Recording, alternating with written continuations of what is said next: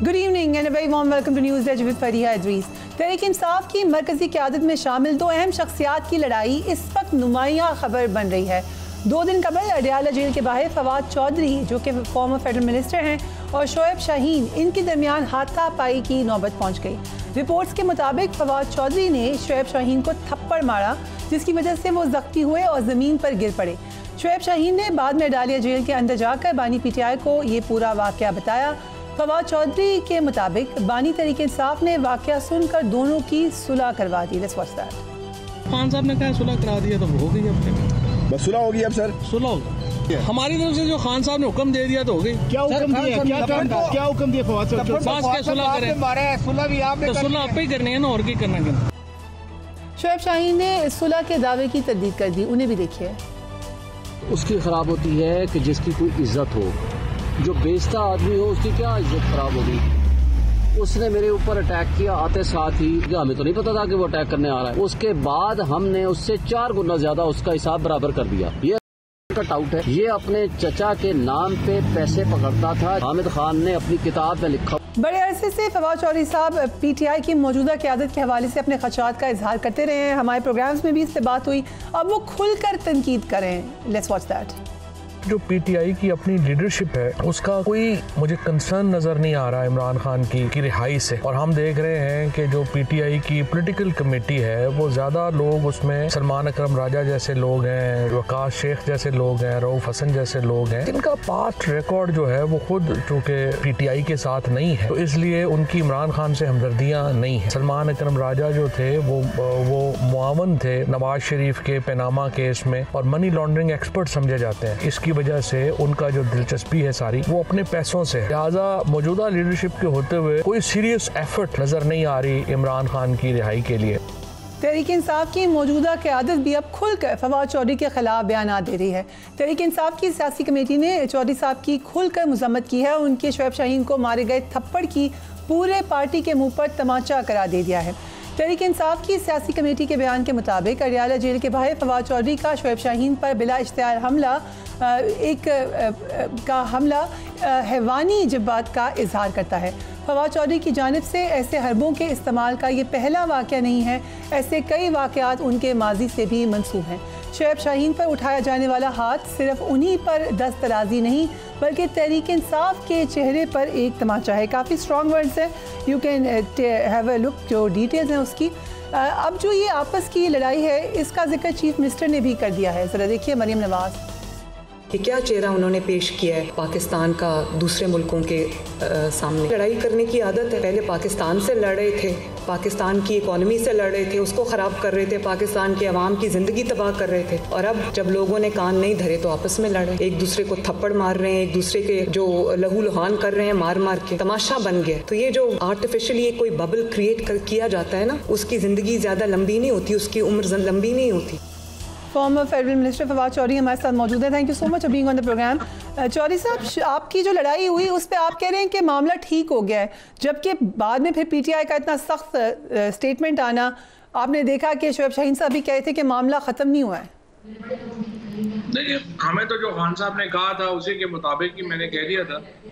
तो अगर नहीं सुलह करते तो ना करें, अब हम क्या कर सकते हैं, ये तो उनकी मर्जी है। राइट। तो क्या कहा था बानी PTI ने? उन्होंने कहा था क्या बच्चों की तरह लड़ते हो और बस जाएं सुलह करें। ठीक। तो ये तो मेरा भी सवाल है, आप क्यों बच्चों की तरह लड़ते हैं बल्कि टार्ज़न की तरह लड़ते हैं? नहीं, इशू ये नहीं है। इशू ये है कि आपने खुद ही अभी जो पढ़ के सुनाया है, जिस तरह की लैंग्वेज, जिस तरह की पब्लिक में, इन लोगों को तमीज़ तो है नहीं बात करने की, इनको पता है नहीं बात करने का, और फिर आगे बंदा क्या कर सकता है। और ये जो लैंग्वेज यूज़ करते हैं, पहले भी देखे इन्होंने इसमें भी लिखा कि इमरान खान की हिदायत पे, मैंने उस दिन इमरान खान के सामने बैरिस्टर गौहर मौजूद थे और मैंने खान साहब को कहा, सर आपने ये इनको इंस्ट्रक्शन दी? उन्होंने कहा मैंने तो बिल्कुल नहीं दी, और गौहर के सामने ये बात की उन्होंने। और उसके बाद जो है फिर इन्होंने यही हरकतें जो हैं वो अपनी जारी रखी हुई हैं। तो बस फिर ठीक है, अब क्या हो सकता है। राइट। सो लेकिन जिस दिन जो शोएब शाहीन साहब से लड़ाई हुई है उसमें आपने पहल की है। नहीं, पहल उन्होंने की थी। उन्होंने, आपको याद होगा, प्रेस कॉन्फ्रेंस की थी और उसमें उन्होंने यही लैंग्वेज जो इसमें प्रेस रिलीज में जारी की है, उन्होंने वो प्रेस कॉन्फ्रेंस में पहले यूज की थी और उसके ऊपर जो है वो मैंने उन्हें मुतनब्बे किया था कि आप अपनी हद में जो है वो रहें। देखिए प्रिया, इस वक्त बात जो असल बात है वो ये है कि ये जो इस वक्त लोग हैं, सलमान अकरम राजा जिसका बुनियादी रिकग्निशन है वो एक मनी लॉन्ड्रिंग एक्सपर्ट की है, और आपको पता ही है कि पनामा केस में, हुदैबिया में, इन सारे मामलात में वो नवाज शरीफ के मुशीर रहे और उन्होंने ये सारे काम उनके फैसिलिटेट करवाए। उसके बाद ये रऊफ हसन हो गया जो शहबाज शरीफ के साथ पहले काम करता रहा। अब ये जो लोग हैं इनका पीटीआई से कोई इतना ताल्लुक नहीं है। रऊफ हसन थोड़ा पहले आ गए थे, ये दोनों वकास है या ये अपना है सलमान अकरम राजा है, शोएब शाहीन है, ये तो इमरान खान को जानते भी नहीं थे। बट ये बात आपका एक ओपिनियन है, ऑब्वियसली खान साहब का ओपिनियन कुछ और है, वो इन लोगों को इस वक्त अपना करीबी साथी समझते हैं, तो ये इसमें आप नापसंदीदगी का इजहार कर सकते हैं, लेकिन हाथ उठाने की समझ नहीं आती। मैंने आपको हाथ उठाने की समझ तो बता ही दी ना, बस ठीक है, हर बंदे का एक टॉलरेंस लेवल होता है, अगर वो अपनी हाथ में बात करेंगे तो नहीं हाथ उठाएंगे। और असल बात इस वक्त जो फेलियर है वो तो ये है कि देखिए ये जो लोग हैं जो पॉलिटिकल कमेटी के ऊपर कब्जा करके बैठे हुए हैं, उनसे 600 दिनों में इमरान खान की रिहाई के लिए कोई स्ट्रैटेजी उनकी नहीं है। आज भी अगर आप देखें तो उन्होंने जो प्रेस कॉन्फ्रेंस की है पतन के मामले को लेके, जो अब से 2 हफ्ते पुरानी बात थी, उसको आज इन्होंने बात की, बजाय इसके कि आज जो इमरान खान को डेथ सेल में बंद किया गया है, उन्हें जो तनहा रखा गया है, उसके ऊपर अडियाला जाने के बजाय उन्होंने केपी की लग्जरी में, जो केपी हाउस की लग्जरी में बैठ के ये प्रेस कॉन्फ्रेंस करना मुनासिब समझा। इससे आप अंदाजा लगा लें कि उनकी प्रेफरेंस क्या है। आप मेरे ऊपर 48 केस है पूरे पंजाब में, जो है वो मैं पीटीआई का नहीं हूँ बकौल इनके, मैं ईसीएल के ऊपर हूँ। मेरे जो है 7 महीने में जेल में रहा, जो बर्बरियत, फस्तायत, जो तशद्दुद हमने सहा, इनमें से किसी पे जो सो कॉल्ड पीटीआई का लीडरशिप है, इनमें से किसी को जो है वो 1 घंटे के लिए कभी रेस्ट नहीं हुए। ये आपने ट्वीट किया, ये आपने ट्वीट भी किया है, आपकी ट्वीट्स बड़ी खतरनाक होती जा रही हैं। आपने कहा रऊफ हसन, शेख वकास, सलमान अकरम राजा जाली अकाउंट चला रहे हैं, ये बहुत बड़ी स्टेटमेंट है। Do you have evidence? नहीं तो वो बड़ी सिंपल है, आप इनके खिलाफ अभी कोई ट्वीट करें, सारे नीचे फेक अकाउंट जो है वो आपको गालियां निकालने आ जाते हैं, वो सारे अकाउंट ये चला रहे हैं। पर शेख वकास के हवाले से और दीगर के हवाले से अब उन्होंने भी शदीद नुकसान उठाया, उनका कारोबार बंद हुआ। क्या नुकसान उठाया है? उनको हाइडिंग में जाना पड़ा। वो एमएनए इलेक्ट हो गया, उसके वालिद साहब जो है वो एमपी इलेक्ट हो गए, वो केपी में जाके बैठ गए, और पूरे केपी में आप जिस मर्जी से पूछ लें जो करप्शन की दास्तानें इन्होंने इस फैमिली ने रकम की हैं, और एक दिन गिरफ्तार नहीं हुआ, कोई कुछ नहीं हुआ, इनकी तो मौजें लग गई हैं। बट आपके अपने भाई फैसल चौधरी साहब भी वो भी कह रहे हैं कि ये वक्त ठीक नहीं है, आप जो कर रहे हैं वो मामला सही नहीं है। ये जो बात आपने की है कि इस वक्त खान साहब के जेल के जो अहवाल है उस पर आवाज़ उठाएं, वो कह रहे हैं आप लोग पर्सनल फाइट्स कर रहे हैं। I am sorry but I don't approve of it, he says. नहीं, वो तो फैसल तो चलो वकील है ना, वो पीटीआई से तो उसका ताल्लुक नहीं है ना। इम्पॉर्टेंट बात यह है कि जो इस वक्त जो सिचुएशन है उसमें इमरान खान के निकलने का इन्होंने रास्ते मसदूद कर दिए हैं। They are working on an agenda कि इमरान खान जेल में रहे, और जो फंडिंग है पीटीआई की वो इनके कंट्रोल में रहे, चीजें इनके कंट्रोल में रहे, और ये मजे करते रहे। इमरान खान का, बुशरा बीबी का बाहर आना तो इनकी सियासी मौत है, इसलिए ये तो नहीं करेंगे। तो इसलिए इम्पोर्टेंट है कि इस वक्त जो है पहले इनसे जान छुड़ाएंगे तो इमरान खान बाहर आएंगे ना। राइट। सो बीच में शेख अफजल मरवत साहब को पार्टी से निकाल दिया गया, वो भी अब कह रहे हैं कि मैं बोलूँगा, उनके बारे में आपकी क्या राय है? देखिए, मैं आपके प्रोग्राम में पहले भी मैं ये कह चुका हूँ, शेख अफजल मरवत साहब मेरे पे बड़ी तनकीद भी करते हैं, मेरे को उनसे बड़े आइडिया ताल्लुकात है, मैंने सच्ची बात है मैंने जानता भी नहीं होता तो उन्होंने, लेकिन इसके बावजूद देखिए पार्टी से निकालना जो है वो मुनासिब नहीं होता। हर बंदे की अपनी यूटिलिटी होती है, और ये आप यही थोड़ा ही रुक रहे हैं, ये तो कह रहे हैं सारे एमएनए जी जो 26वीं तरमीम में नहीं आए उनको भी निकाल दें, उनको भी निकाल दें, सिर्फ इनके अपने अलावा ये चाहते हैं सबको निकाल दें। इस तरह थोड़ी पार्टियां चलती हैं। सो आप कह रहे हैं उनको पार्टी में रखना चाहिए था, अगरचे उन्होंने कुछ बयान दिए हैं जिनसे डेफिनेटली नुकसान हुआ है पीटीआई को। ये नुकसान तो हुआ है, लेकिन सबसे ज्यादा नुकसान तो फिर सलमान अकरम राजा का, शेख वकास का, रऊफ हसन का है। इनका जो नुकसान है उसके ऊपर अगर आप कोई एक्शन नहीं ले रहे तो फिर बाकियों को भी टॉलरेट कर लें। बट टॉकिंग ऑफ शेर अफजल मरवत, क्योंकि जो उन्होंने बयान दिया था वो सऊदी अरब के हवाले से ही था, आपके बड़े अच्छे ताल्लुकात रहे जब आप उस वक्त मिनिस्टर भी थे। आई नो पर्सनली कि आपकी इंफॉर्मेशन मिनिस्टर से उनकी बड़े अच्छे ताल्लुकात हैं। MBS भी सुना आपकी बड़ी तारीफ़ें करते रहे। और नहीं, वो तो खैर शेर अफजल मरवत के कई बयान ऐसे हैं जिनका कोई अकल से ताल्लुक नहीं है, इल्म से भी ताल्लुक नहीं है। लेकिन देखिए, हर शख्स की अपनी यूटिलिटी होती है, लोग उनको सुनते हैं, उनकी ऊपर चाहे वो संजीदगी से ले ना ले, लेकिन एक दफ़ा कैमरा उनके ऊपर रुकता है। देखिए, ये एक बड़ी पोटेंशियल होता है, ये हर बंदा ये काम नहीं कर सकता। लिहाजा इस तरह के लोगों को भी पार्टी में होते हैं, हर पार्टी में हर तरह के लोग होते हैं, सारे कोई जय्यद लोग तो नहीं होते। बट आपने क्या, ये खबर आई थी कि खान साहब को बड़ी तारीफ की है शेर अफजल मरवत की, आपने कहा उन्हें ओहदा देना चाहिए कोई इम्पोर्टेंट? नहीं, मैं यही बात की थी जो मैं आपसे कर रहा हूँ कि मैं तो नहीं जानता उन्हें ज्यादा, लेकिन जो ये सलाहियत जिस आदमी में हो कि लोग उसकी बात सुन रहे हो, कैमरा उसके जो है वो उसके पीछे आता हो, तो उस शख्स की भी एक यूटिलिटी है। देखिए, हर आदमी में ये करिश्मा नहीं होता कि ये चीजें हो सके, तो उसकी यूटिलिटी है, उसको इस्तेमाल करना चाहिए। राइट, हम एक ब्रेक लेते हैं, we will be right back.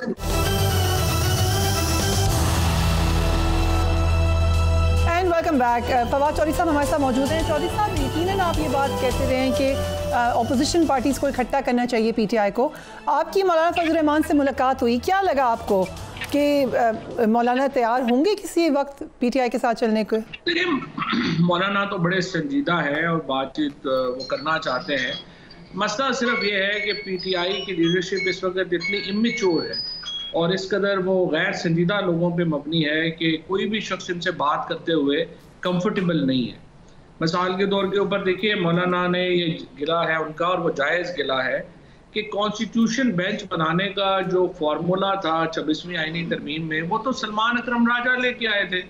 वो कहते हैं कि उसके बाद जो है वो सारा मुद्दा उनके गले में डाल दिया गया है, और बजाय इसके कि वो बैठते बात करते, चीज़ें आगे बढ़ा के उनको अमेंडमेंट जो करनी थी वो करते। इसी तरीके से PTI ने बार बार ये कहा कि वो नून लीग से, पीपल्स पार्टी से बात नहीं करेगी। एक दिन वो उठे, TV ऑन किया तो पता चला जी कि वो तो इकट्ठे बैठे हुए हैं। तो देखिए, इस तरह की गैर संजीदा एक इत्तेहाद में अगर आप बातचीत कर रहे हैं, चीज़ें कर रहे हैं, तो फिर उनको साथ लेके चलना होता है ना। सो मौलाना की अप्रीहेंशंस हैं काफ़ी अभी PTI की लीडरशिप को लेके, लेकिन वो इस हुकूमत में तो नहीं जा रहे कतई तौर के ऊपर। लिहाजा अल्टीमेटली मुझे उम्मीद है कि अपोजिशन का अलायंस जो है ये बन जाएगा और इसकी तरफ पेशरफ्त होगी। सर, मौलाना फजल रहमान चाहेंगे कि वो अलायंस के सरबराह हों? देखिए, अलायंस का सरबराह तो ज़ाहिर है फिर मौलाना ही होंगे ना। PTI तो इंटरेस्टेड नहीं है। इमरान खान की गैर मौजूदगी में वैसे भी PTI के पास कोई ऐसा कद का लीडर नहीं है कि जो अलायंस का सरबराह हो। सो या महमूद चौधरी साहब हैं या मौलाना फजल रहमान है, ये तो आपस में तय कर लेंगे क्या करना। राइट, लेकिन फिर जब इलेक्शन में जाएंगे तो जो KP में तो आपके किसी भी तरीके से इत्तेहादी नहीं हो सकते मौलाना फजल रहमान, वो हमेशा अपोजिशन में ही होंगे या एक दूसरे के खिलाफ इलेक्शन लड़ना है PTI और JUF ने। ये बात किसी वक्त आड़े आएगी। अभी कोई इलेक्शन अलायंस तो नहीं होने जा रहा ना। फिलहाल तो जो अलायंस है वो सिर्फ आइन की बहाली के लिए, खसूसन जो फंडामेंटल राइट्स हैं उनकी बहाली के लिए जो है वो बात हो रही है। और मौलाना फजल रहमान इस वक्त सच्ची बात यह है कि चंद लोग रह गए हैं जो दलील की बात करते हैं, जो आइन की बात करते हैं, जो पार्लियामेंट के किरदार की बात करते हैं। लिहाजा उनकी जो अहमियत है वो इसलिए ज़्यादा है कि वो सिस्टम की बात करते हैं बजाय इसके कि वो फर्द की बात करें। Right. तो इसलिए उनकी इम्पोर्टेंस। So, इस बात पे खान साहब कुछ नहीं कहते? उनको आइडिया नहीं है कि क्या हो रहा है बाहर? देखिए, बात यह है कि खान साहब की इस वक्त इंफॉर्मेशन भी, उनका इस वक्त जो एक ओवरऑल एनालिसिस का वो जो है वो महदूद है ना। उस तरह तो नहीं है कि जैसे बाहर लोगों को हो सकता है। तो वो एक महदूद फ़ज़ा में है और उसी में ही वो फैसले कर सकते हैं, जिसकी वजह से जाहिर है कि इस तरह के गलत फैसले भी होते हैं। राइट, फवाद चौधरी साहब, thank you so much for joining us. Will take a break and we will be right back.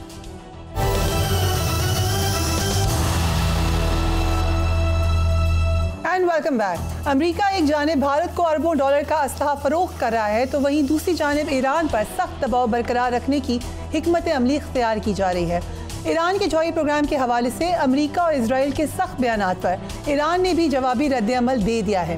Iran ने अपने रद्द-ए-अमल में कहा है कि ईरान अगर ज़रूरत पड़ी तो अपने जौहरी तरक्की को मुकम्मल करने का पूरा हक रखता है, उस पर कोई समझौता भी नहीं करेगा। ईरानी वज़ारत ख़ारजा के तर्जुमान के मुताबिक ईरान पुरअमन अपनी प्रोग्राम जारी रखने का हर तरीके से इरादा रखता है और इस हवाले से किसी भी धमकी या दबाव को खाते में नहीं लाएगा। आपको याद होगा कि इससे कबल इजरायली वज़ीर-ए-आज़म ने धमकी दी थी कि अमेरिका और इजराइल ईरान की जौहरी अज़ाइम को रोकने के लिए पुरअज़्म है। Let's watch that. इस सिलसिले में अमेरिकी वज़ीर ख़ारजा ने क्या कहा था वो भी देखिए। अमेरिका इस वक्त चीन की मुखालफत के लिए भारत को तैयार कर रहा है, ये बात तो हम अक्सर काफ़ी देर से जानते हैं, लेकिन अब पता चला है कि भारत को F-35 लड़ाका हथियारें देने का भी ऐलान कर दिया गया है। ज़रा देखिए। पाकिस्तान में जमात इस्लामी के ज़ेर-ए-तमाम अहले गाज़ा से इज़हार यकजहती के लिए वफाकी दारुल हुकूमत में एक इंटरनेशनल फ़लस्तीन कॉन्फ्रेंस का इनेकाद किया गया। इस कॉन्फ्रेंस में बहुत सारी बातें डिस्कस हुई, ख़ास तौर पे बैरूनी दुनिया के मंदूबीन ने भी इसमें शिरकत की। कॉन्फ्रेंस से खिताब में अमीर जमात इस्लामी हाफिज़ नईम-उर-रहमान ने कहा कि पाकिस्तान मुस्लिम उम्मा को लीड करते हुए फ़लस्तीन का मामला दुनिया में उठाए। ज़रा देखिए। I'm very honored to have Asif Luqman Qazi joining me here. Thank you so much. और मेजर जनरल जाहिद महमूद भी हमें ज्वाइन करेंगे। Thank you so much both of you gentleman. आपसे आगाज़ करूँगी लुकमान साहब। जो कॉन्फ्रेंस थी उसमें ऑब्वियसली आपने ये एक कोशिश की कि लोकली भी आवाज़ उठे, इंटरनेशनली भी आवाज़ उठे। जो इस वक्त अमेरिका के प्लान्स हैं और हम देख रहे हैं डोनाल्ड ट्रंप के जो बयानात आ रहे हैं, उस हवाले से क्या ख्याल का इज़हार किया गैर मुमालिक के लोगों ने? देखें, ये तो सहयूनियत को हमें समझना चाहिए। सहयूनियत जो है ये तो एक फाशिस्ट आइडियोलॉजी है और ये एज सच डोनाल्ड ट्रंप का अपना प्लान नहीं है। ये वो इसराइली सहयूनियत की बात कर रहा है। सिर्फ ज़ुबान जो है ना वो डोनाल्ड ट्रंप की इस्तेमाल हो रही है और ये वही मंसूबा है जो वो 100 साल से लेकर चले हुए हैं। और जो वो कहते हैं कि हम नील से जो फरात तक ये इलाका हमारा है और यहाँ पर हम यहूदियों को लाकर बसाएंगे और ग्रेटर एक इजराइल बनाएंगे। तो ये उस मंसूबे का हिस्सा है जो 1918 में शुरू हुआ बाल्फोर डिक्लेरेशन से। 1948 में इसराइल का क़याम दरमियान में आया। इसके दौरान कई कत्लेआम उन्होंने किए। पहले बरतानिया से उन्होंने सपोर्ट हासिल की, उसके बाद अब अमेरिका की सरपरस्ती में अब ये जो गज़ा की जो सारी नस्ल कुशी की जंग है ये अमेरिका की सरपरस्ती के बगैर नहीं कर सकते थे। वो अमेरिका ने $30 अरब का असलहा फराहम किया है और बमबारी करके मुकम्मल गज़ा को तहस नहस कर दिया है। राइट। तो हमने देखा कि आपने इस पे भी बड़ा इस कॉन्फ्रेंस में डिस्कशन हुई कि मगरबी मीडिया या हमारा जो मीडिया मुस्लिम मीडिया है उसका क्या किरदार रहा है और जो 8 अक्टूबर के बाद हुआ है गाज़ा में वो शायद अभी तक दुनिया को नहीं पता चला है। जी बिल्कुल, यानी ये मगरबी और मशरिकी से हटकर अब पूरी दुनिया 2 कैंपों में तकसीम हो गई है। एक वो लोग जो कि गज़ा के मजलूम अवाम के साथ खड़े हैं, जो कि उसूल की बात करते हैं, जो कि एक ऐसा आलमी निज़ाम चाहते हैं जो इंसाफ पर मबनी हो। दूसरी तरफ वो लोग हैं जो कि फाशिस्ट नज़रियात के हामिल हैं और जो अमेरिका की सरपरस्ती में और डोनाल्ड ट्रंप जैसे लोगों की सरपरस्ती में एक फाशिस्ट नज़रिए को सपोर्ट कर रहे हैं। तो पूरी दुनिया 2 कैंपों में है और आपने देखा कि खुद मगरिब के अंदर जो है पहली दफ़ा ऐसा रद्द-ए-अमल सामने आया कि अमेरिका की यूनिवर्सिटियों में, यूरोप की यूनिवर्सिटियों में तलबा निकले, इसराइल के खिलाफ निकले, उन्होंने जुल्म के खिलाफ आवाज़ बुलंद की। ये डिवीजन अब मीडिया में भी और लोगों में हर जगह नजर आ रही है। तो ये डिवीजन तमाम एक क्रॉस सेक्शन में है सोसाइटी के। राइट। सो जो इस तक इंटरनेशनली हो रहा है, involve you major general Zahid Mahmood, thank you so much for joining us. ये जो बयान दिया है डोनाल्ड ट्रंप ने, भारतीय वज़ीर-ए-आज़म ने अमेरिका का दौरा किया और फिर उनकी तरफ से एक आ गया डोनाल्ड ट्रंप की तरफ से कि हम मदद भी करेंगे और ये F-35 तैयारियों के साथ करोड़ डॉलर्स का जदीद असलहा भी फराहम करेंगे। ये इस वक्त इसकी क्या वजह हो सकती है? देखिए, इसकी फरियत चंद वजूहात हो सकती हैं और बल्कि हैं वो इसी तरह का। पहले तो इंडो पैसिफिक स्ट्रेटजी में वो जो भारत ने अपने आप को कहता तो नेट सिक्योरिटी प्रोवाइडर है, बट प्राइमरीली एक वॉच डॉग के तौर पर वो उसको यूज करना चाहते हैं। और इंडिया बड़े कनिंगली चाइना को सामने रख के, चाइना को कंटेनमेंट की पॉलिसी को सामने रख के अमेरिका के साथ डील करते हैं और उनसे बातचीत कर रहे हैं। लेकिन अपनी जो भी स्ट्रेंथ है, whatever they are drawing, it is only Pakistan specific. किसी को इस पर कोई शक नहीं होना चाहिए जो हमारे ऊपर फिर उसकी इम्प्लीकेशन यही है कि हमने भी अपनी तैयारी को, अपनी जो डेटरेंस है उसको मेंटेन रखना है इन ऑल स्फीयर। तो ये F-35 बेशक वो जो भी ट्रंप को कहकर हासिल करे, उसका अल्टीमेट टारगेट जो है वो पाकिस्तान ही होगा, क्योंकि India will never take a chance against China कि वो मिलिटरीली उनको एंगेज करे किसी फील्ड पे। इसका आप एक अंदाजा इस चीज से भी लगा सकते हैं कि जो भी बॉर्डर के ऊपर इनकी आपस में चाइना और इनका हुआ है, तो कितना इंडिया ने मिलिटरीली उनको रिस्पॉन्ड किया है। बातचीत ज्यादा की है, शोर ज्यादा मचाया, लेकिन रिस्पॉन्ड नहीं किया। दूसरा जो अमेरिका का फरिया जो मिलिट्री कॉम्प्लेक्स है, उन्होंने भी ये वेपन्स बेचने हैं। वॉर ऑलवेज उनका लीड इकोनॉमिक इंस्ट्रूमेंट रहा है, पॉलिटिकल इंस्ट्रूमेंट भी रहा है और इकोनॉमिक इंस्ट्रूमेंट भी रहा है।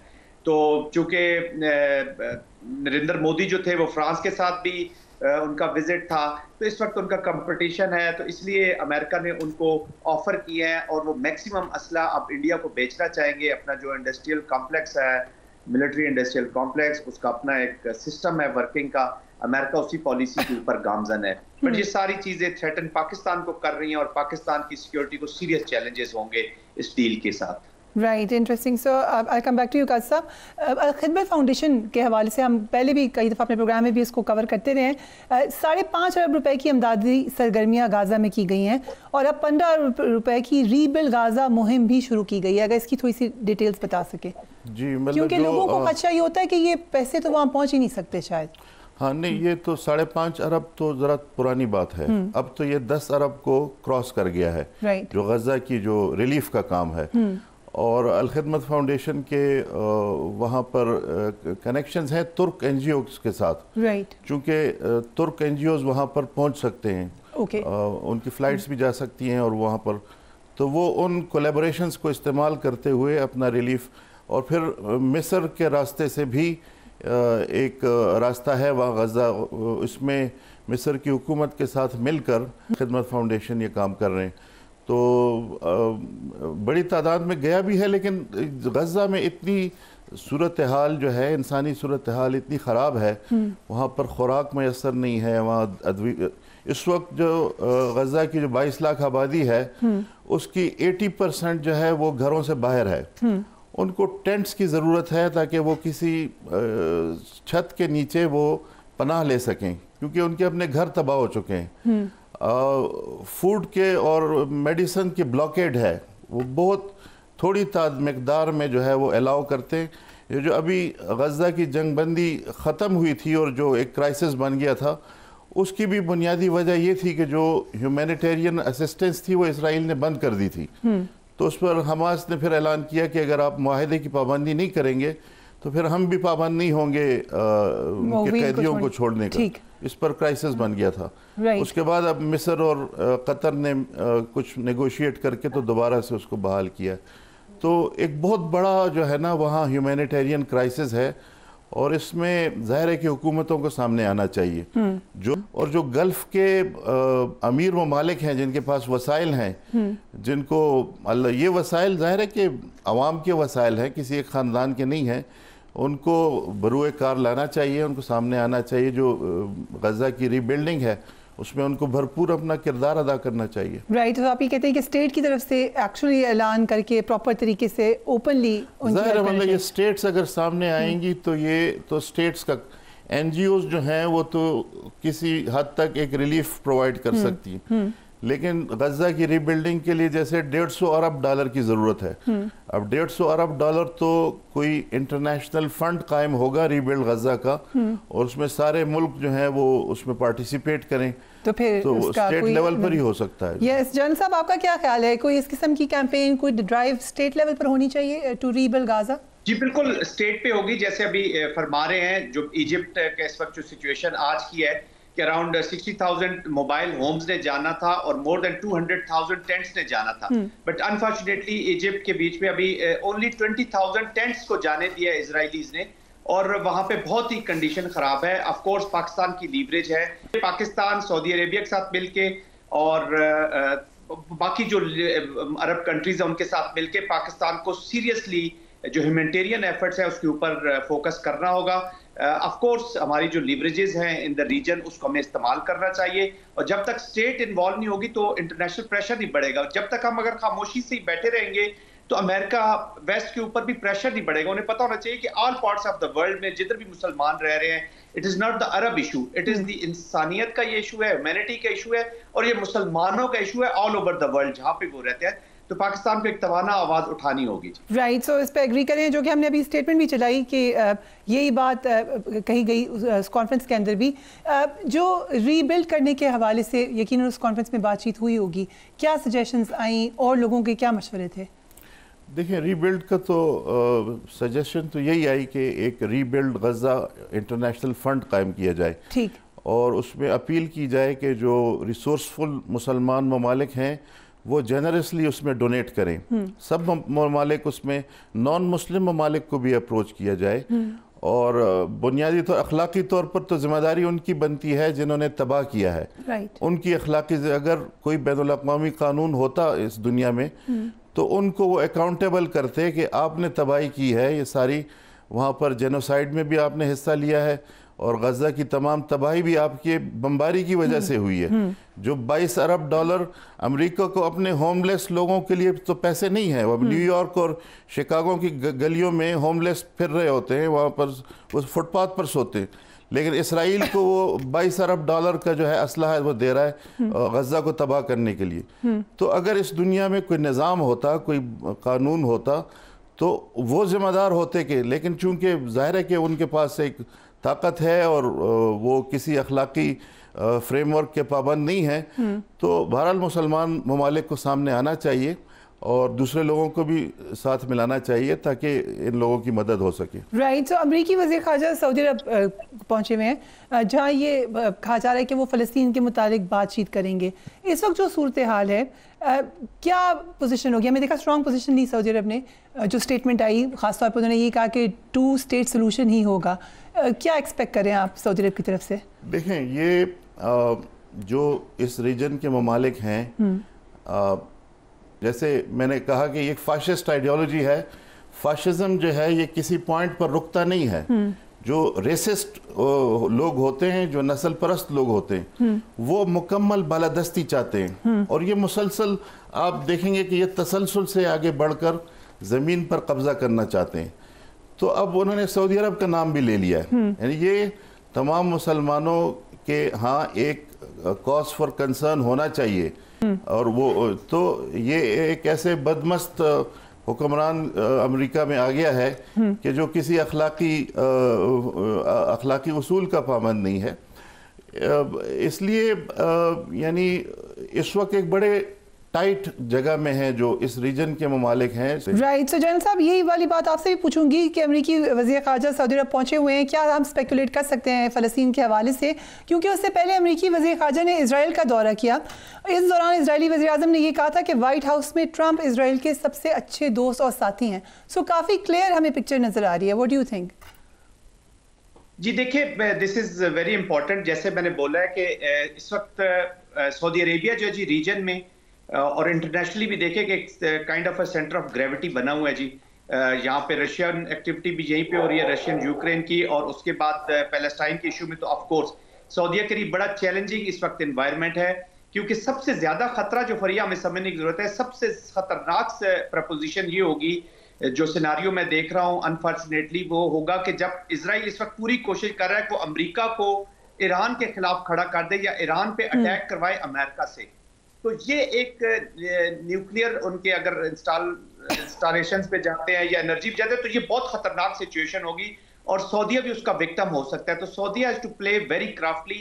वो इसीलिए तो उन्होंने जो गाजा से रीसेटलमेंट है या गाजा से जो डिस्प्लेसमेंट है या लोगों को निकालना है, उसकी उसने इमीडिएटली मुखालफत की। उसने एक पोजीशन ली है कि ये नॉन नेगोशिएबल बात उन्होंने कर दी, एक पोजीशन ले ली हुई है।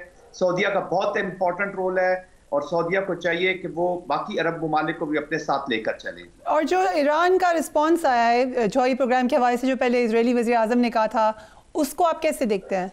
उसका कोई असर होगा? जी देखिए, दैट इज वेरी, मैंने वही कहा ना, वो प्रेशर बिल्ड कर रहे हैं। सबसे ज्यादा खतरनाक ये चीज होगी कि ईरान को इस वॉर में अगर ड्रॉ कर लिया जाएगा। ईरान ने भी अपनी पोजीशन ली, ऑफ कोर्स जब तक इजराइल के पास जोहरी हथियार हैं ईरान को खतरा रहेगा। और ईरान अपना परसू करेगा, अपना वो तो कहते हैं हमारा लेजिटिमेट राइट है अपने आप को डिफेंड करना, जी वो उसको परसू करना चाहेंगे। लेकिन बहुत ही खतरनाक सिचुएशन है।